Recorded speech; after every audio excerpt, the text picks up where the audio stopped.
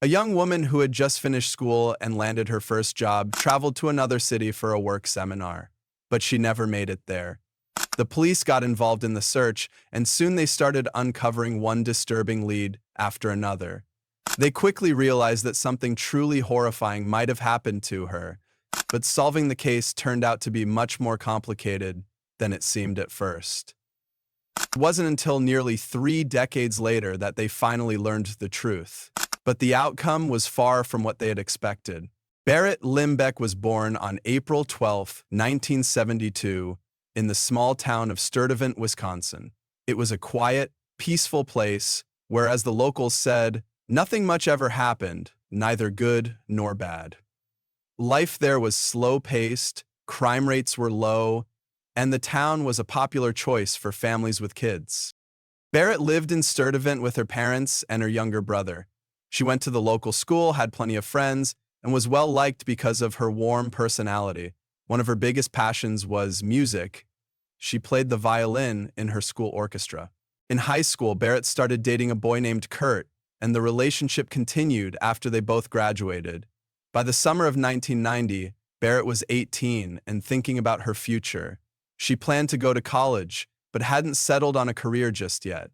She was exploring different options, but one thing was certain: they all had something to do with music.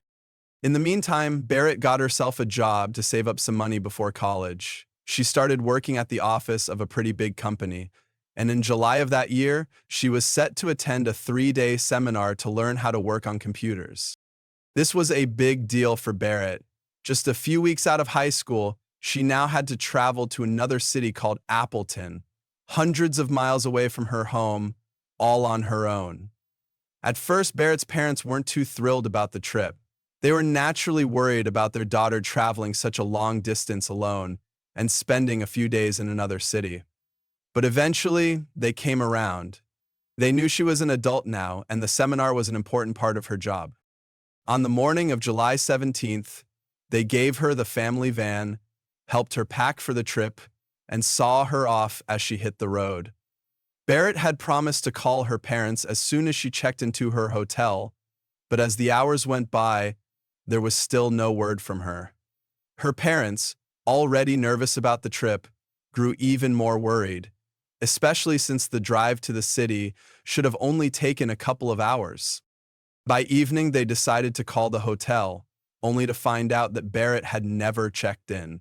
Desperate for answers, they started reaching out to her coworkers, friends, and anyone else who might have seen her that day, but no one had. Despite all this, her parents clung to hope. They thought maybe she had changed her plans, checked into another hotel, or stayed with someone she knew.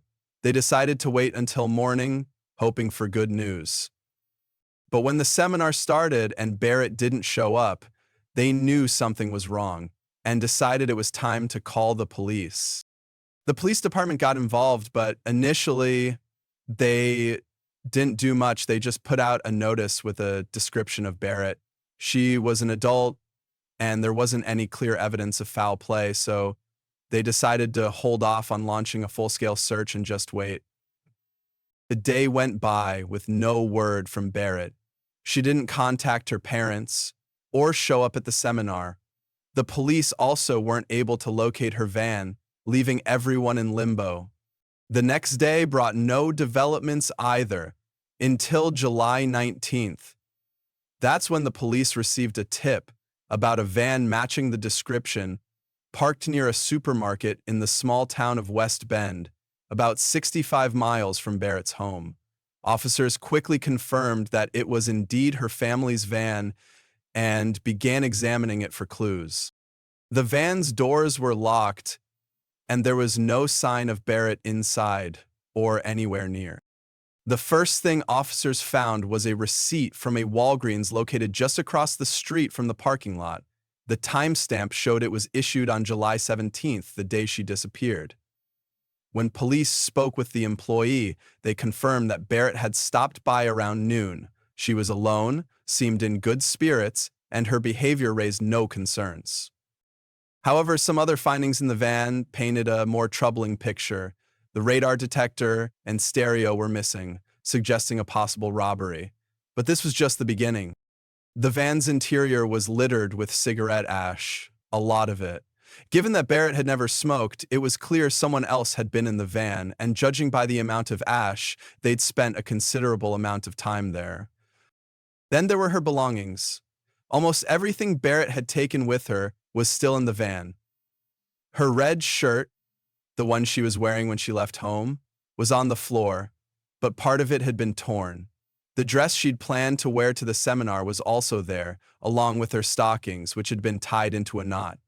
Even the shoes she'd worn when she left were still inside. One more detail stood out to investigators. Before Barrett's parents handed over the van, they recorded the mileage, because her company had promised to cover her travel expenses. But when the police checked the odometer, they noticed an extra 461 miles. Considering it was only about 65 miles from her home to the parking lot, someone had driven the van much farther before leaving it there. Another clue pointing to someone else's presence in the van was the discovery of a couple of disposable coffee cups. One from McDonald's and the other from Burger King. Considering Barrett had likely driven only about 65 miles before something happened to her, detectives doubted she would have stopped at two different places for coffee. These details led investigators to suspect that Barrett might have been abducted or that someone had stolen her van. However, the second theory seemed unlikely. She had been out of contact for several days, and there was still no trace of her whereabouts. The police tried to piece together a timeline of Barrett's last known movements and reconstruct her route. They discovered that she didn't head out immediately after leaving home. Her first stop was to visit her boyfriend, Kurt. He told investigators that they talked for a while, discussed her upcoming trip and seminar, and then she left. Kurt said he hadn't heard from her since, and police found no evidence to suggest he was somehow involved in her disappearance. However, detectives did find something interesting. Kurt had given Barrett a fairly expensive ring, which she reportedly never took off. Yet, during the inspection of the van, the ring was found under one of the floor mats. Its placement suggested it had been intentionally hidden there, because it seemed unlikely that it could have simply fallen off her finger and ended up under the mat by accident. If the ring had been removed by an unknown perpetrator, it raised another question. Why would someone steal the radar detector and stereo but leave behind a valuable piece of jewelry? Meanwhile, forensic experts completed a thorough examination of Barrett's van and found dozens of fingerprints inside. Police asked her friends and family members to provide their prints so they could rule them out, leaving behind a few unidentified prints. These included fingerprints on a coffee cup, the inside of one of the windows, and on the boxes of cosmetics Barrett had purchased at Walgreens. But without a suspect to compare them to, these prints didn't help move the case forward. While the police continued to look for new leads, Barrett's family organized an extensive search effort. They brought in over 100 volunteers, gave interviews to local news stations, and combed through hundreds of miles along the route Barrett was supposed to take. On top of that, they raised $75,000 as a reward for any information about her whereabouts. Over the following weeks, detectives received several tips, but none of them led to a breakthrough in the case. This went on for over a month, until August 22nd when the police received a call. A local farmer was driving down a rural road about 18 miles from where Barrett's van had been found. He noticed something unusual in a ditch along the side of the road and decided to take a closer look. To his horror, he realized it was a human body and reported it to the authorities. Officers arrived on the scene and confirmed that the remains belonged to a woman. However, due to the advanced state of decomposition, it was impossible to visually identify her. Still, detectives suspected it could be Barrett, and a comparison with her dental records soon confirmed their worst fears. Because of the condition of the body, medical examiners couldn't determine a specific cause of death. They suggested that the victim might have been strangled, but one thing was certain. This was a murder. Beyond the obvious evidence pointing to foul play, there was one particularly chilling detail. A piece of fabric from Barrett's shirt was tied around her head, covering her eyes like a blindfold. This suggested she had been kidnapped and likely held alive for some time, although this probably didn't last long. According to the medical examiner's report, the body had been lying in the ditch for over a month. This led investigators to believe that the killer murdered her on the same day she was abducted. Unfortunately, the discovery of Barrett's body didn't bring investigators any closer to solving the case. Months passed without any major breakthroughs. Detectives interviewed multiple suspects, searched for new evidence, and followed every lead, but each one led to a dead end. Investigators assumed Barrett may have been the victim of a robbery gone wrong. They believed that when she parked near the Walgreens and went inside, someone broke into her van. The intruder might have planned to steal valuables and leave, but when Barrett came back and caught them in the act, things took a darker turn. Fearing being caught, the person may have decided to abduct her, later killing her and dumping her body in a roadside ditch. Adding to this theory was the van's odometer. After Barrett vanished, the van had been driven for nearly 500 miles, much more than the distance from her home to where it was abandoned. This suggests that her killer spent a lot of time driving the van before ultimately leaving it behind. Since robbery was considered the prime motive, police began focusing on individuals known for similar crimes. Before long, they zeroed in on a man named Craig, who was suspected of stealing several vehicles not far from the area where Barrett was last seen. What caught investigators' attention was Craig's pattern.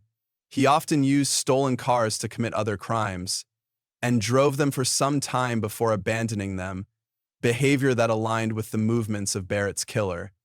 Detectives started digging into Craig's possible involvement and discovered something interesting. Shortly after Barrett's disappearance, he had been arrested for an armed bank robbery. During his arrest, authorities found a bag in his possession. Among its contents was a woman's hairbrush with blonde hair tangled in it. Unfortunately, in those days, DNA testing wasn't as advanced as it is now. Without the ability to compare the hair to Barrett's DNA, police couldn't definitively link the brush to the victim. Investigators also learned that Craig theoretically had the opportunity to commit the crime, but this fact alone wasn't enough to prove his guilt. However, soon after, detectives received a lead that completely shifted the direction of the case.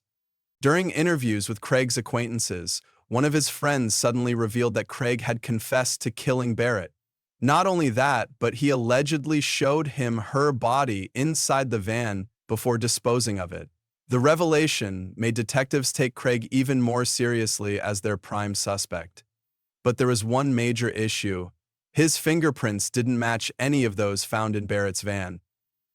Craig also denied any involvement, leaving investigators scrambling for a way to prove his connection to the crime. Over the following months, they searched for new evidence, but nothing concrete came to light.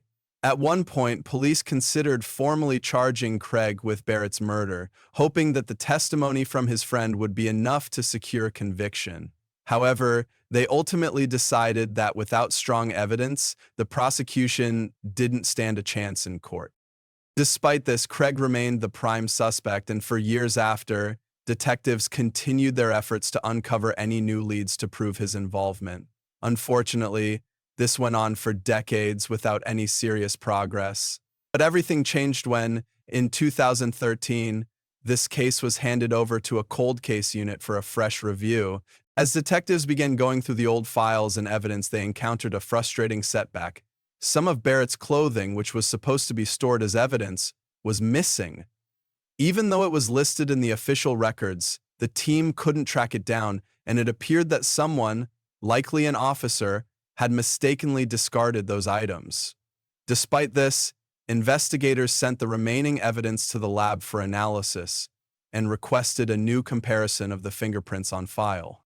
To their shock, they discovered that in the 23 years since the murder, the fingerprints had never been digitized and were still only stored on paper. Shortly after the prints were uploaded into the database, the lead detective received a call from the lab. The analyst had found a match. 5 of the fingerprints from the van belonged to a man named Dennis Brandner. His name had never come up in the case files before. Police quickly learned he had an extensive criminal record, which is how his fingerprints ended up in the database. In his younger years, Dennis served time for stealing cars and was later arrested for breaking into someone's home. In another disturbing incident, he snuck into a hotel room where a woman was staying, stole her underwear, and left some notes with inappropriate content behind. But one particular episode caught the detective's attention because of its eerie parallels to Barrett's case. Dennis once broke into his ex-wife's car while she was at work and waited for her return. When she got in, he pulled a knife and tried to kidnap her. Fortunately, she managed to escape and reported him to the police. As investigators dug deeper, they discovered that at the time of Barrett's murder, Dennis was working as a long-haul truck driver in the same area. His job regularly took him through countless towns and cities, giving him plenty of opportunities to commit such a crime. Still, police wanted to be cautious before jumping to conclusions. The investigators decided to confront Dennis and visit his home. Dennis began denying any involvement in Barrett's murder and insisted he had never met her. However, when the detectives mentioned that his fingerprints had been found in her van, his demeanor changed drastically. Dennis became visibly nervous, occasionally breaking into tears as he answered their questions. But despite this, he continued to maintain his innocence, prompting the detectives to dig deeper for more evidence. When they interviewed people who knew Dennis, they uncovered several intriguing details. His ex-wife mentioned that Dennis always preferred Burger King, which he frequented regularly. In contrast, Barrett preferred McDonald's. And as we remember, investigators had found coffee cups from both fast food chains in Barrett's van, and Dennis's fingerprint was on the Burger King cup. Next, the detectives spoke to Dennis's former co-workers, which led to an even more startling discovery. After Barrett's murder, Dennis had briefly worked at a factory. 3 of his colleagues recalled that he kept a photo of a young blonde woman in his toolbox during that time. Unfortunately, after so many years, it was impossible to determine whether the woman in the photo was Barrett, but the co-workers noted a strong resemblance. Another former co-worker shared a chilling story. Dennis had once told her that he wanted to kidnap and assault her. While the police continued gathering evidence, they received crucial updates from the lab. Despite the earlier loss of some of Barrett's belongings, several items from her van remained in storage, including a cigarette pack wrapper. Using modern forensic tools, investigators found a new fingerprint on it, one that also belonged to Dennis. The collection of all this evidence and information took nearly a year, and in March 2015, Dennis was finally arrested and charged with Barrett's murder. But there was a significant challenge. While Dennis's fingerprints were found in the victim's vehicle, the prosecution feared this might not be enough for a conviction. By 2015, public perception had shifted to view DNA evidence as the gold standard in criminal cases. Unlike DNA, fingerprints did not establish a direct link to the murder itself. For instance, it was possible Dennis had been in the van under some other circumstances, leaving room for doubt about his involvement in the murder. Despite extensive forensic efforts, they couldn't find DNA samples linking Dennis to Barrett, her belongings, or her vehicle. Still, the case was brought to trial, which began in the summer of 2016. During the trial, Dennis's defense lawyer capitalized on the lack of conclusive evidence, arguing that fingerprints alone did not definitively prove his guilt. Eventually, this argument raised enough doubt among the jurors that they were unable to reach a unanimous verdict, and the process ended in a mistrial. Despite this setback, the prosecution quickly announced their intention to prepare for a retrial. For Barrett's family, the situation was agonizing. For 26 years, they had no idea what had happened to her, and now they had to watch as the man police firmly believed was responsible for her murder escaped punishment. The second trial was scheduled for early 2018, but it came with its own set of challenges. The prosecution argued that Dennis attacked Barrett with the intent to assault her before murdering her. But proving his intentions beyond a reasonable doubt was even more difficult. The severity of his potential sentence depended directly on this argument, leaving the prosecution in a precarious position. If they failed to convince the jury of his guilt, Dennis could not be tried for the crime again and might walk free. After lengthy deliberations and consultations with Barrett's family, the prosecution reached a painful compromise. They decided to offer Dennis a plea deal. He would plead guilty to second-degree manslaughter. This ensured that he would go to prison, though for a significantly shorter time, and the case would finally be considered solved after 28 long years. After consulting with his lawyer, Dennis accepted this deal, and he was sentenced to the maximum possible term, 10 years in prison. With the time he had already spent in jail since his arrest, his total prison sentence was basically just 7 years. It meant that Dennis would be released at the age of 71. Barrett's parents understandably were upset by the lenient sentence, but they understood that without accepting the deal, there was a very strong possibility that Dennis would escape punishment entirely. For this reason, they reluctantly supported the plea agreement, fearing they might lose the only chance to achieve at least some justice. In memory of their daughter, her parents established a scholarship at her high school, awarded for excellence in music, which exists to this day. It is also worth noting that, decades later, police managed to disprove the testimony against Craig, the first suspect in the case. As we recall, one of his acquaintances claimed that Craig had shown him Barrett's body in her van, but this turned out to be a lie. It turns out this person had a personal issue with Craig and had used information he overheard from the police to frame him. Share your thoughts on this story in the comments section, and don't forget to press the like button if you enjoyed my video. Thank you for watching.